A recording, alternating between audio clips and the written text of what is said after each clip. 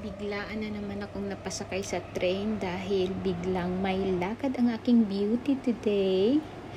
At ayan na nga, after kong sumakay sa train, pumaba na ako dito sa station at yan na, super hangin. At syempre, ang layo na naman ang nilakad ko and fit check muna tayo. Ayan, so pwede na magtanggal ng mask dahil wala na tayo sa train. At ang aking date, pupuntahan natin kasi nag-aantay siya dito sa under the tree.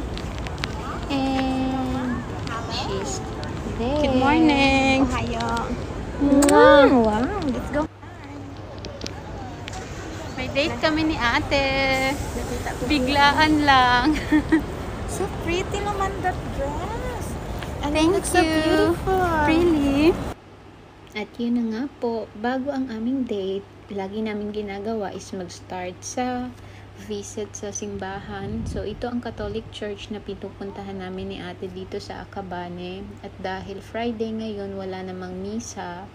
So, mag-visit lang kami at pagkatapos, mag-pray. Tapos, mag-stay kami dito ng few minutes para yung presence ni Lord lang namin. At ito pala yung simbahan. At so far, dalawa lang kami ni ate dyan. Pero minsan, meron namang dumarating. But that time, dalawa lang po kami. At very quiet po talaga dito. At super ganda ng simbahan. After ko mag-pray, pati si ate tapos na ding mag-pray, lalabas na kami dahil pupunta kami sa aming next destination at hindi pa namin alam kung saan. Basta kung saan lang kami dadalhin ng aming mga paa. At super init sa labas, as in init, mainit, as in sobrang init talaga. Makatagam ba? Hindi pa kami makapag-decide kung saan kami. Just another day in Japan, here in Acabane. It's a biglaan lakan. Happy birthday to the birthdayest, to the alien in the world and the other planet. Happy birthday! Happy birthday! Happy birthday! Happy birthday to you! Woo! At kahit sobrang init, hala, sige, baktas lang kami ng baktas. Nadadaanan namin ang iba't ibang kainan, pero medyo pusog pa naman kami. May KFC din pala dito sa Japan. Siyempre, kailangan naming magkape. Kaya, napadaan kasi kami sa Starbucks, kaya ang una naming destination after sa simbahan ay ang Starbucks. At hindi ako pinagbayad ni ate kay wala daw ko'y trabaho. Yun po ang nabayaran namin, 1,800 yen. Actually, ang Starbucks po dito sa Japan, very affordable na compared sa atin kasi kahit naman sa isang araw na sahod mo, hindi naman mamaminus yung presyo ng kape na parang sa atin na yung isang sahod mo, tapos pag mag-Starbucks ka, yung presyo niya, ang laki na nabawas sa isang araw na sahod mo, unlike dito. Kaya, kahit mag-Starbucks ka pa everyday, kung gusto mo, pwede basta nagtatrabaho ka. Pero kami, pumapasok lang kami sa Starbucks pag lalabas kami minsan. At, yun lang naman, hindi ka naman magbabayad ng malaki. Ate, thank you so much for me. My Thank forever you, day. Palangga. My forever day and ever and ever. Ayan, hindi ko nakaplan ang aming date ni ate. Yung biglaan lang talaga na parang ang lapit lang kami, parang magkapit-bahay lang. Biglaan is always fun. Yes, and thank you sa libre ate. Happy birthday, Char. Happy birthday, Kuya Jay. Uy! And scone. And yun kay ate, it's yuzu tea. Parang lemon. And this is matcha. Kunyari healthy. Mine. Healthy. Joke lang dito ang matcha kasi mabili.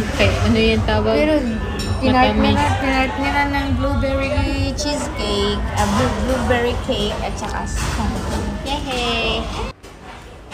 Let's see.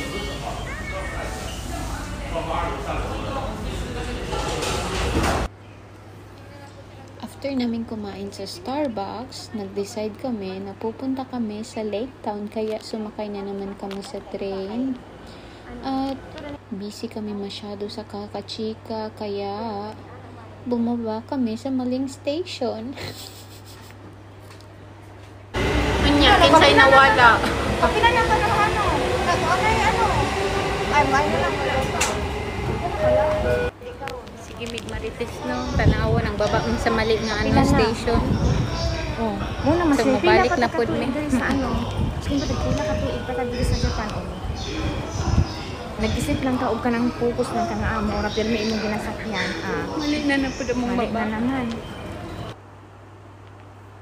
Dito talaga kami pupunta at nakarating na kami sa Lake Town. At pagdating dito sa Lake Town, ang dami-dami palang tao at dahil summer, may makikita kang sunflowers na mga design at more chika habang naglalakad dahil ang Lake Town ay masyado ding malawak. Abot namin sa Lake Town. Pupunta tayo sa ating next destination. After naming magkape, ito talaga ang pinaka-priority na sadya namin ang pumunta sa Apple Store dahil si ate ay bibili siya ng iPad para sa kanyang lalaki na si Ken. Hindi lalaki na lalaki sa kanyang anak, kaya sana all ang mami ay ganyan. Gusto daw ng iPad ng kanyang anak. That is why ang mami naghanap agad at diretso I siya want agad iPad bili. also, mommy. Ang swerte naman ng anak. Minion is waving. Palangga, Lloyda, if you are watching. Nindot kay mamalit og iPad. Basta na kay ni Jumang. Kamahal pati sa pen. At pag bumibili ka ng mga gamit, medyo matatagal Nag-shopping ang kasi tawagan wala pang kasi bayad. Nagdawa. ano pa.